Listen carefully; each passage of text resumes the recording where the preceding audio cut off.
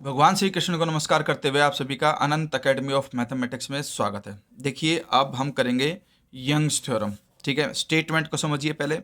If F x and F Y are both differentiable at a point A comma B of the domain of definitions of a function F, then F X Y A B is equal to F Y X at A B. यानी कि हमारे पास ये दोनों के दोनों अगर differentiable हैं तो एफ एक्स का विद रिस्पेक्ट टू वाई और एफ वाई का with respect to X partial derivative करोगे और उसमें पॉइंट ए बी पुट करोगे तो लेफ्ट राइट दोनों चीज़ें इक्वल आएंगी।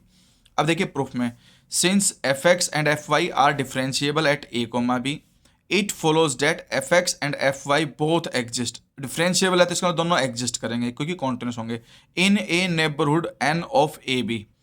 ए बी की जो नेबरहुड है उसको एन मान लिया इन्होंने, ठीक है, यानी कि इसका मतलब उनके बीच के सभी पॉइंट्स में।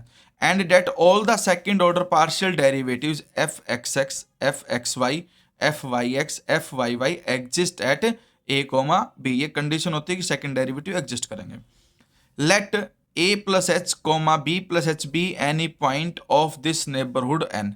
यानी कि इसका कोई हमने पॉइंट ले लिया ए प्लस एच और बी प्लस एच नेबरहुड का, फिर phi H h equal to F A plus H comma B plus H minus में एफ ए प्लस एच कोमा बी और minus F A comma B plus H और plus में f a b. ये condition आप ध्यान रखना और ये किस तरह से लिखी गई है वो भी मैं आपको बता देता हूँ। देखिए कंसिडर किया हमने फंक्शन एच एच वाला, इनमें दोनों में ए और बी में एच ऐड है और इसमें एच एच किसी में भी ऐड नहीं, लास्ट वाले में ये प्लस है ये भी प्लस, और बीच में जो माइनस के दो फंक्शन लिए गए, एक वाले में सिर्फ ए के साथ एच ऐड है और दूसरे वाले में सिर्फ बी के साथ एच ऐड है। तो ये कंडीशन इस तरह से याद रख सकते हो आप।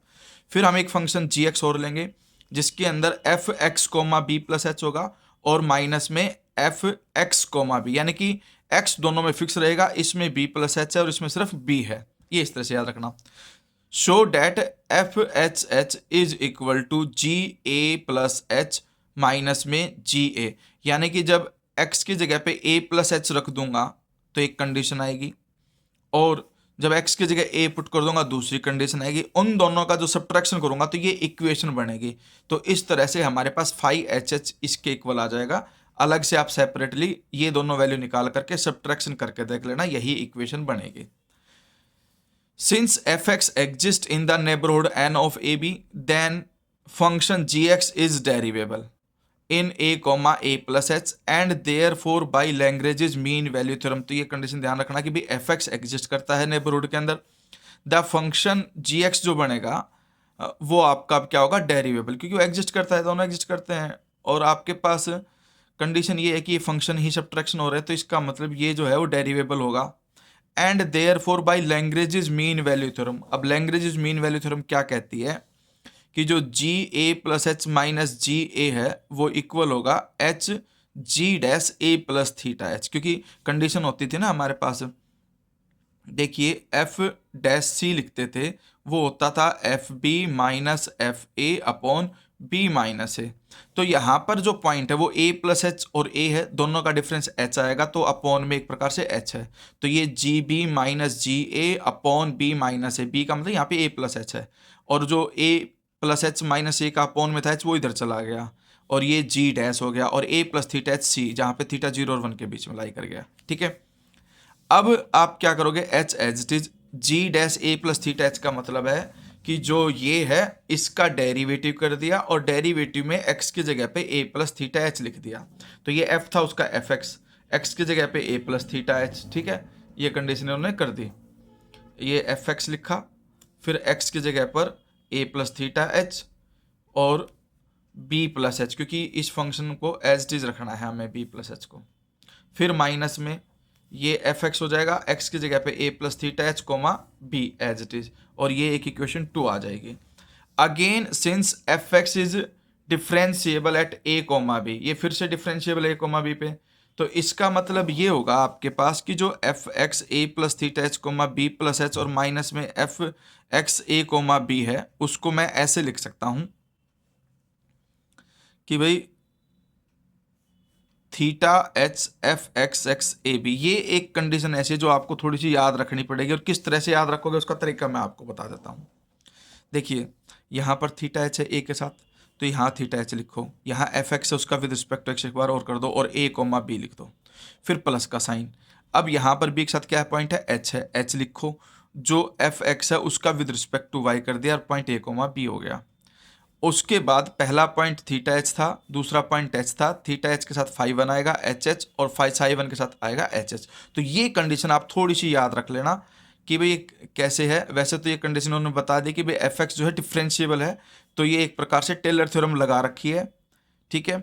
अब डायरेक्टली आप इसको ऐसे याद रख सकते हो कि जो यहाँ पॉइंट होते हैं, देखिए थीटा एच और एच, ये दोनों पॉइंट लिखे जाएंगे, थीटा एच लिखा और ये एच लिखा, इसका विद रिस्पेक्ट टू एक्स, दूसरे वाले का, इस वाले का विद रिस्पेक्ट टू वाई। और फिर कंडीशन क्या आ जाएगी आपके पास, ये theta H phi one h h और h psi one h h. उसी तरह से सेम वे में हम एक कंडीशन और करेंगे जिसमें आपके पास f x a plus theta h comma b ही है, यानी कि इसमें तो बी प्लस एच था, इसमें सिर्फ बी है, और माइनस में एफ एक्स ए बी।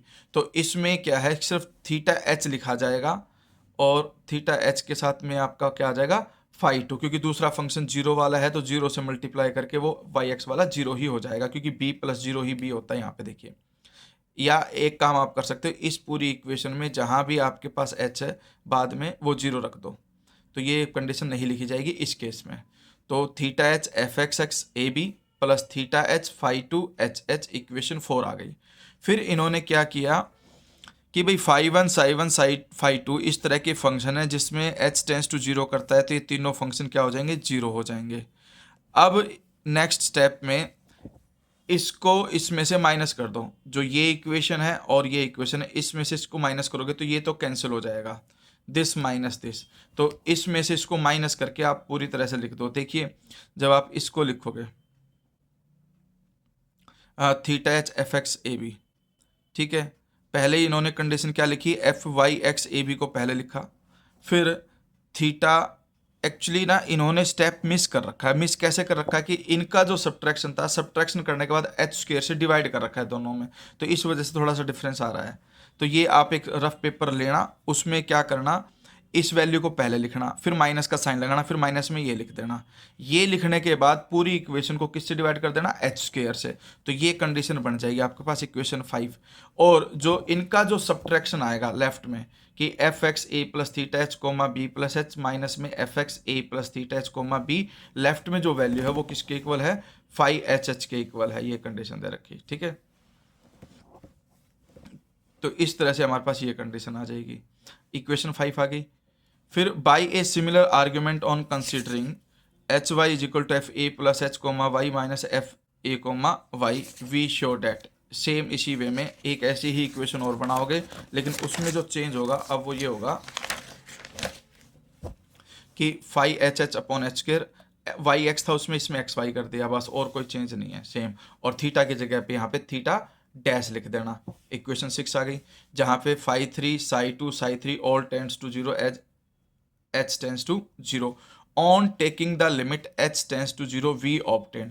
जैसे ही h tends to 0 लूँगा, फाई थ्री साई थ्री ये सब जीरो हो जाएंगे, ये आ जाएगा F X Y A B के इक्वल। और पहले वाली इक्वेशन जो 5 थी उसमें वो वाई एक्स था, और लेफ्ट में ये वैल्यू सेम ही है। तो इस तरह से आपके पास लेफ्ट और राइट दोनों इक्वल हो जाएंगे, ठीक है। तो ये थ्योरम यहाँ पे आपकी ओवर हो गई।